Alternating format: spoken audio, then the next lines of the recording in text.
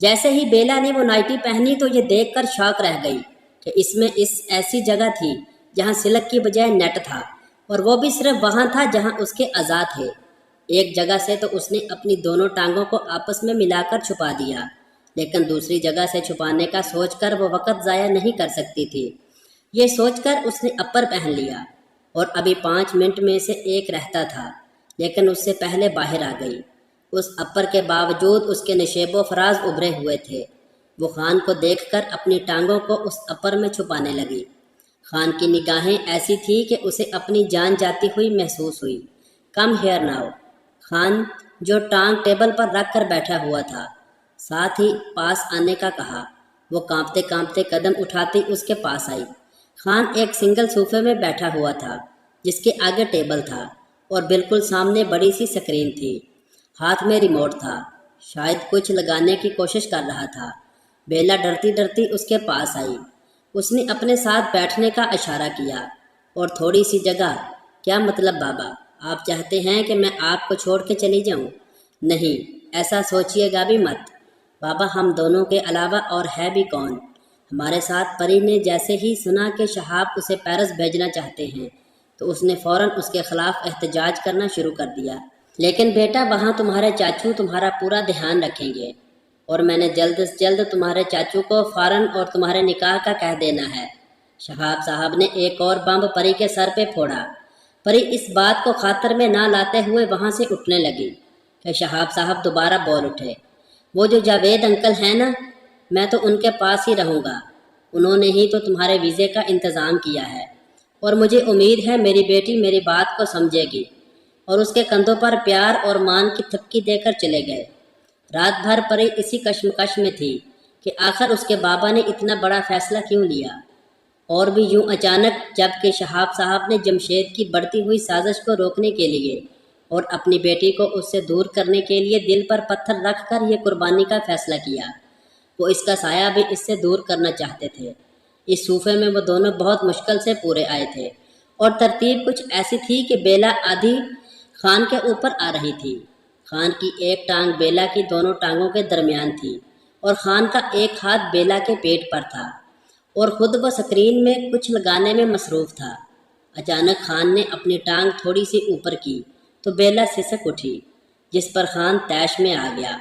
Relax darling, my your hubby do not feel. दोस्तों, अगर story अच्छी लग रही हो तो दोस्तों के साथ शेयर करें और लाइक करना मत भूलें। चैनल को सब्सक्राइब करके बेल नोटिफिकेशन दबा लें ताकि आपको वीडियो का नोटिफिकेशन मिलता रहे। महरम हूँ तुम्हारा, पूरा पूरा हक रखता हूँ, इसलिए do not over react. Khan ये कहकर दोबारा अपने काम में मसरूफ़ हो गया, बल्कि अब उसकी बेला के पेट पर गिरफ्त और भी सख्त हो गई। अब बेला को एक ही बात का डर था कि ना जाने वो इसके साथ क्या करेगा। खैर, अभी तो वो मसरूफ़ दिखाई दे रहा था। अचानक ही उसे बेला के पहने हुए अपर को पकड़कर उसे उतारने का कहा। लेकिन मैं इसके साथ बेहतर महसूस कर रही हूँ, उसने डरते डरते एहतजाज किया। लेकिन ये मेरे काम में दखल अंदाजी कर रहा है, जो मैं बर्दाश्त नहीं कर सकता। खान ने आगे से तीखा जवाब दिया। उसका वो अपर हवा की वजह से खान को मुश्किलात में डाल रहा था। बेला फौरन उतरी और चेंजिंग रूम में जाने लगी। रुको, कहाँ चली हो? चेंज करके भी तो तुमने मेरे पास ही आना है, तो इससे बेहतर है कि यहीं उतार दो। उसे खान की आवाज़ सुनाई दी। वो मरती क्या न करती के तहत वापस मुड़ गई और आहिस्ता आहिस्ता इज़्तिराब खोलने लगी, और शर्म की वजह से आंखें बंद कर ली। उसका अपर उसके बदन पर से ज़मीन बोझ हो चुका था।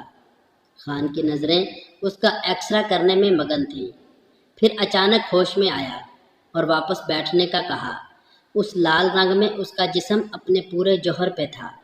वो दोबारा इसी तरीके से बैठे थे, बस फ़र्क ये था कि अब खान का हाथ और टांग सीधा उसके बदन को छू रही थी। खान ने एक फ़िल्म लगाई और पीछे लेटने वाले अंदाज में बैठ गया। उसका ध्यान फिल्म में कम और बेला पर ज़्यादा था।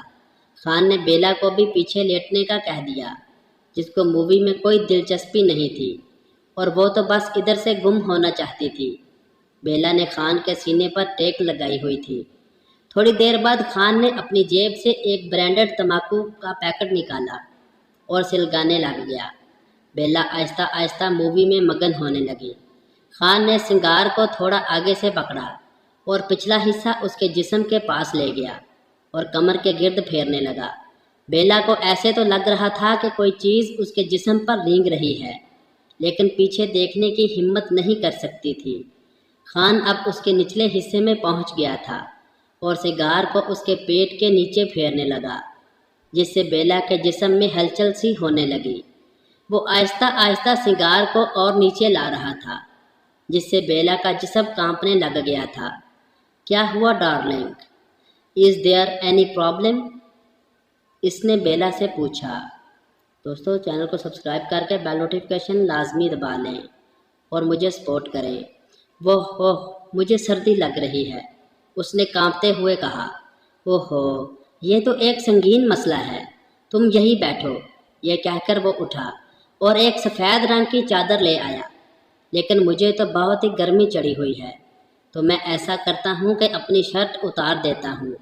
हम यही सही है।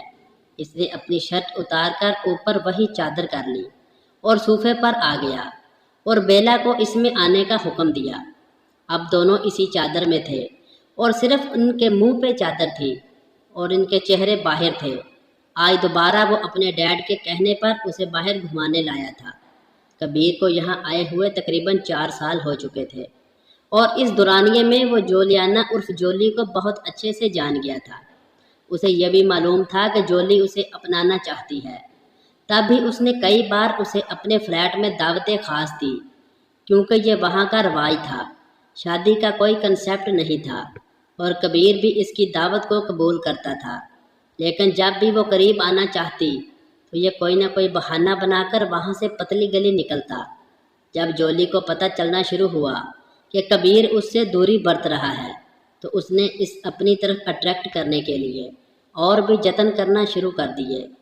आज भी वो शॉर्ट पहन के आई थी और डार्क लिपस्टिक लगाई हुई थी और लिपस्टिक में उसके होंठ कबीर को बहका रहे थे। तब ही वो इसकी तरफ देखने से परहेज़ कर रहा था और जोली उसे बार बार उकसा रही थी कि कबीर उसकी तरफ देखे। लेकिन अचानक ही उसने आह की आवाज़ निकाली। कबीर, जो आइसक्रीम खाने में मसरूफ़ था, अचानक मतवज्जा हुआ। क्या हुआ जान, तुम ठीक तो हो? आओ चम्मच, मुझे लगता है आँख में कुछ चला गया है। कबीर, जल्दी चेक करो। इट्स इरिटेटिंग मी, मुझे बहुत तकलीफ़ हो रही है, जल्दी चेक करो। ओके फाइन, शो मी, कबीर ने कहा। कबीर ने उसके पास झुककर आंखों के पास फूंक मारी। Okay fine. इसके बाद कबीर ने उससे पूछा, हाँ अब बताओ, अब कैसा हो रहा है फील? थैंक्स, चलो रात बहुत हो गई है, मैं तुम्हें घर ड्रॉप कर देता हूँ। ये कहकर दोनों कबीर की गाड़ी में आए।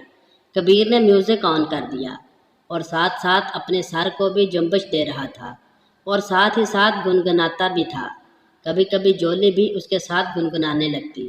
दोस्तों, अगला हिस्सा सुनने के लिए स्क्रीन के ऊपर नज़र आने वाली वीडियो के ऊपर क्लिक करें और चैनल को सब्सक्राइब करके बेल नोटिफिकेशन दबा लें, ताकि आपको मज़ीद आने वाली वीडियो का नोटिफिकेशन मिलता रहे और मुझे सपोर्ट करें। दोस्तों के साथ शेयर करें, चैनल को सब्सक्राइब करें और ज़्यादा से ज़्यादा लाइक करें। शुक्रिया, मिलते हैं नेक्स्ट वीडियो में। तब तक के लिए अल्लाह हाफिज़। ऐसे मज़ीद अच्छे वाक़यात प्लेलिस्ट में मौजूद हैं।